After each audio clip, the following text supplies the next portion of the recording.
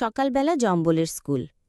Class শুরু হতেই শিয়াল পণ্ডিত এসে বললেন, আজকের ক্লাস হচ্ছে ইংলিশ স্পিকিং। সবাইকে ইংলিশে কথা বলতে হবে।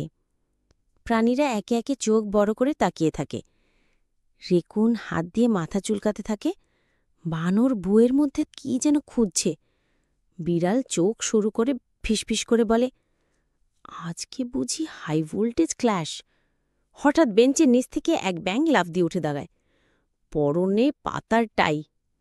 ব্যাঙ গলা খাকারি দিয়ে বলে, good morning far, my name is ফ্রগুলাল, I am a speaking student. সবাই অবাক। শিয়াল পণ্ডিতও চোখ বড় করে বলে, এটা কোন ধরনের ইংলিশ রে?